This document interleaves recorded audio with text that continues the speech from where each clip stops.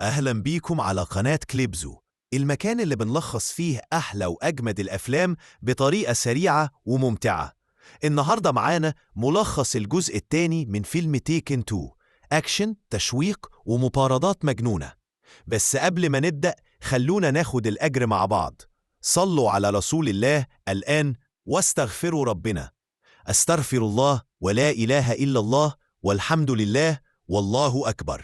لكن لو ما شفتش ملخص الجزء الأول يبقى بلاش تشوف الملخص ده قبل ما تشوف الجزء الأول، الرابط بتاعه في الوصف. ويلا بينا نبدأ الملخص. الفيلم بيبدأ في ألبانيا، عربية نقل ماشية وسط الجبال رايحة على قرية اسمها تروبو. راجل اسمه ميرات كوسنيكي بيقول لأهالي القرية ولعيلته إن في راجل قتل ولادهم واخواتهم وهيجي هنا علشان ياخد جزاؤه. في نفس الوقت براين شغال في مغسلة عربيات وعايش حياته بشكل طبيعي. بالظبط الساعة 2 الظهر بيروح عند لينور وبيقول لها انه جاي ياخد كيم علشان درس السواقة. لينور بتضحك وواضح ان علاقتهم بقت احسن بعد موضوع الخطف، بس لينور بتقول له ان كيم مش في البيت وانها بره مع صاحبها. براين بيروح لبيت صاحب كيم وبيلاقيها هناك. كيم بتتنرفز عليه لانه بيراقبها، وهم سايقين سوا كيم بتقول له ان محدش يعرف جيمي ساكن فين، وبتكتشف إن براين مركب جهاز تتبع في موبايلها. بيقول لها إنها لسه متأثرة بالخطف ومش حاسة إنها طبيعية، وإنه بيحاول يطمن عليها. كيم بتهدى شوية وبتقول له إنها فاهمة وبتقول له إنها بتحبه، بس تطلب منه ما يعملش كده تاني. أول ما كيم تمشي براين بيكلم سام وبيقول له يعمل تحري على جيمي. في باريس جان كلود بيوصل مكتبه ويبعت الحارس بتاعه فوق، وبعد ما يلم جواب يطلع وراه بيكتشف الحارس مقتول، فيسحب سلاحه ويستعد، بس مش بيفيده بحاجة لما واحد يجي من وراه ويخبطه ويخليه فاقد الوعي. بيصحى يلاقي ناس حواليه بيحققوا معاه عن مكان براين، وهو بيكرر انه ما يعرفش، بس ده بيزود عذابه. واحد فيهم بيوريله كارت بتاعه، نفس الكارت اللي براين استخدمه علشان يدخل بيت العصابة ويقتل أخو ميراد. الساعة 2 تيجي، براين يستنى بنته، بس بدلها تفتح الباب لينور وهي بتعيط. بتقول له إنها كانت مخططة تسافر مع ستيوارت وكيم، بس ستيوارت لغى كل حاجة فجأة ومن غير سبب. بتوصفه إنه جبان وشرير، وبراين بيقول لها لو محتاجة أي حاجة حتى مكان تقعد فيه هو موجود. بالليل بيحكي لأصحابه وهم بيهزروا معاه ويقولوا إن مفيش توتر بينه وبين لينور تاني. في ألبانيا سوكا الراجل اللي كان بيعذب جان كلود بيدي فلوس لموظف حكومة علشان يعرف مكان براين. بيقول له إن براين رايح اسطنبول وبيديله الموقع بالظبط. براين فعلا هناك شغال حارس أمن وبيكلم لينور وكيم في التليفون. بيبقى فرحان جدا لما يعرف انهم جم اسطنبول مفاجأة. بيستغرب ازاي عرفوا هو فين، ويكتشف ان سام قال لهم. بياخدهم على مكان اقامتهم الجديد في مكان جميل ويسيبهم يرتاحوا علشان يخلص شغله. في نفس الوقت ميراد وعصابته بيعدوا من حدود ألبانيا ويوصلوا اسطنبول. براين يخلص شغله ويبدأ يجهز شنطة سلاح ومعداته، وبيروح عند لينور وكيم. لينور بتقول له إنها عايزة تقعد وتاخد حمام. براين ياخد كيم ويخرجوا لوحدهم. الغريب إنه ياخدها على نادي ليلي وبعد كده يركبوا مركب، وبيشرح لها تاريخ اسطنبول. بيسألها عن علاقتها بجيمي وعايز يعرف الموضوع ماشي إزاي. بتقول له إن علاقتها بجيمي مش زي اللي كان بينه وبين لينور، وبتقول إن أول مرة شافت فيها جيمي كانت لحظة سحرية. تاني يوم العصابة توصل وتتجمع مع سوكا. ميراد بيسأله هل كل حاجة جاهزة زي ما طلبت؟ بعدها يدخلوا مبنى مهجور والرجالة بتستعد. في الفندق اللي فيه براين واحد من العصابة اللي بيراقب بيكلمه وبيقوله إن براين طالع دلوقتي. براين بيحس إن في حد بيراقبه وبيقرر يمشي. لينور وكيم بعد كده يقابلوا براين، وكيم المرة دي بتقول إنها عايزة تقعد على حمام السباحة وتريح شوية، وعايزة تدي فرصة لأبوها وأمها يقعدوا لوحدهم شوية. وأول ما براين ولينور يمشوا واحد من رجال العصابة بيرن على ميراد وبيقول له إن كيم قعدت لوحدها. لينور وبراين أخيرا يقعدوا مع بعض ويدخلوا في كلام عميق عن علاقتهم وإزاي براين اتغير وبقى راجل مسؤول، وهم مش واخدين بالهم إن في ناس وراهم بترصد عربيتهم. بس براين بسرعة بياخد باله إن في عربية ماشية وراهم، وبيأكد شكوكه لما يطلب من السواق ياخد طريق مختلف. بيقول للينور تفضل هادية وما تخافش. بيقدروا يهربوا من العربية اللي وراهم، وبراين يبدأ يشرح لها إن أول ما العربية تقف هي لازم تنزل وتجري في طريق معين علشان ترجع الأوتيل بسرعة وتبلغ الأمن وتستخبى في الأوضة لحد ما يرجع. لينور بتتوتر، فبراين بيقول لها تركز وتسمعه كويس، ولما العربية تقف بتنزل وبراين يركب مكان السواق. ميراد يتبلغ إن براين كشفهم، وعلى طول تبدأ مطاردة بالعربيات. براين بيحاول يكلم كيم بس هي مش بترد. في نفس الوقت بيوقف العربية في حارة جانبية، بس العصابة تشوفه وتبدأ تضرب عليه نار. العربية تتحاصر بين عربيتين، والرجالة ينزلوا كلهم بأسلحتهم بس يلاقوا العربية فاضية. لينور للأسف تجري وتقف قدام باب مقفول، وبراين يظهر وهو بيجري في الشوارع. البلطجية بيطاردوه على رجليهم، لكن يكتشفوا إنه هو عارف المنطقة دي أكتر منهم بكتير. براين يجر واحد منهم لحارة ضيقة ويخلص عليه، وبعدين واحد تاني يحاول يهجم عليه بس ما يقدرش عليه، وبسهولة براين بيتعامل مع 2 في نفس الوقت، ولما 2 تانيين يدخلوا المعركة ما يبقاش ليهم أي فرصة. المعركة بتوقف لما براين وواحد من الألبان يوجهوا السلاح لبعض في نفس الوقت. لينور للأسف تسحب في الموضوع ويتقبض عليها. براين يتصل بكيم تاني وهي أخيرا ترد. بيقول لها إحنا هنتخطف زي ما انتي اتخطفتي بالظبط، ويديها تعليمات تروح أوضة معينة وتستخبى في دولاب معين فورا. بعد كده يقفل المكالمة ويكسر الموبايل ويسلم نفسه للعصابة الألبانية. يضربوه جامد ويوقعوه على الأرض، وبعدين يكيسوه هو ولينور، بينما كيم تبدأ تتحرك بسرعة.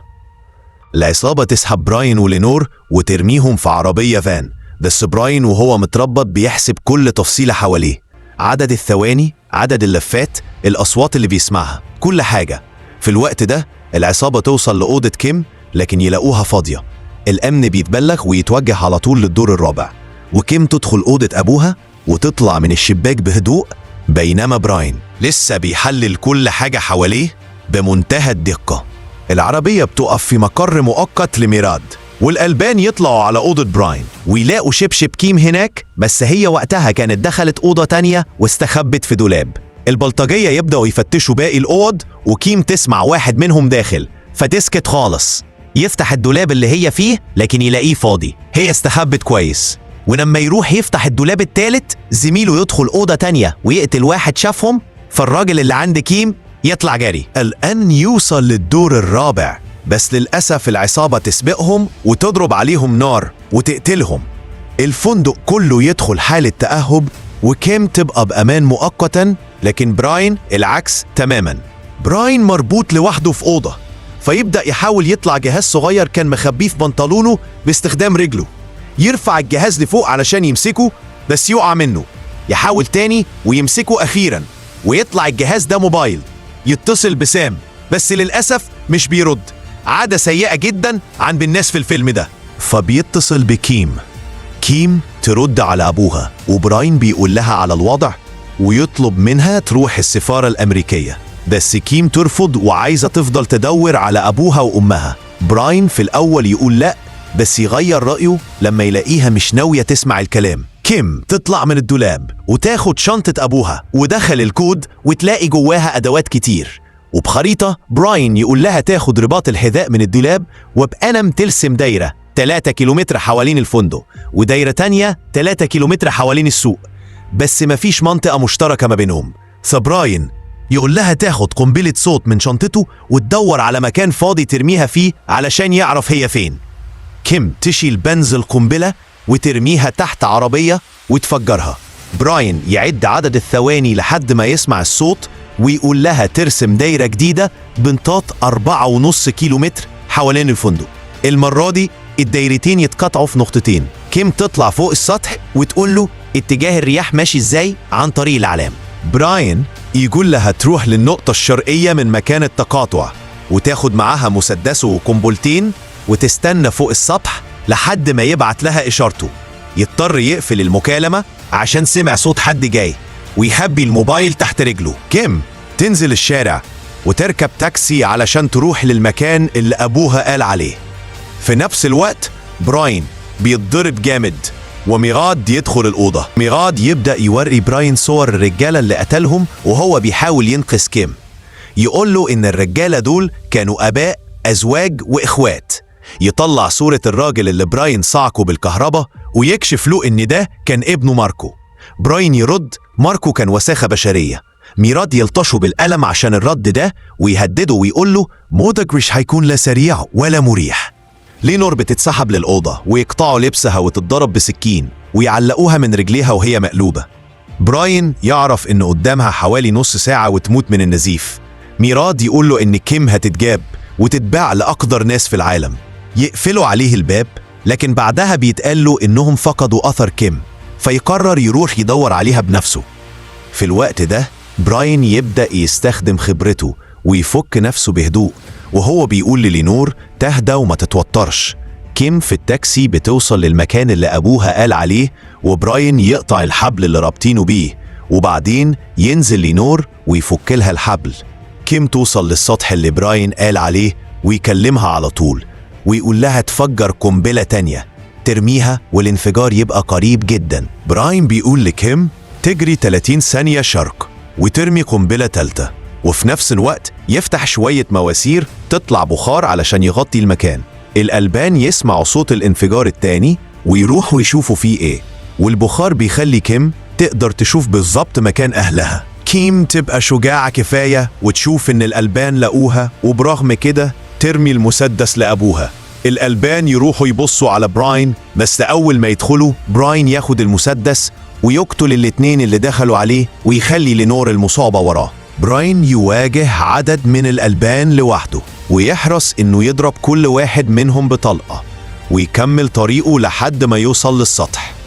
كيم تقفز من فوق محاولة تنقذ حياتها، وواحد وسخ يطاردها ويوصل يزنقها، لكن براين ينقذ بنته تاني، وكيم تبقى في حالة صدمة. بعد ما يركبوا تاكسي براين يشرح لها إن الرجالة دول بيطاردوه هو، ويقف قدام المكان اللي فيه لينور، يحط عداد 5 دقايق على موبايل كيم، ويقول لها لو اتأخر تروح فورا للسفارة الأمريكية.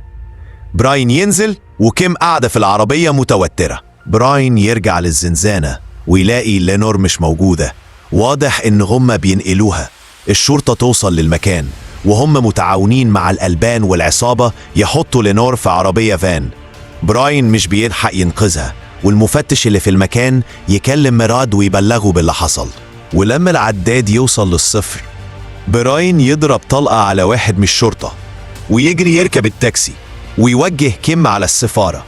الشرطة تحاول توقف كيم اللي أصلا ما معهاش رخصة سواقة، بس بما إنها ماشية على تعليمات أبوها تبدأ مطاردة محترمة جدا. كيم تخبط كذا عربية، وبصراحة المفروض يدوها الرخصة الأمريكية على اللي عملت. الألبان يحاولوا يطلعوا العربية من الطريق، بس بمساعدة براين هم اللي يخرجوا من اللعبة وتقطع لهم الخلف.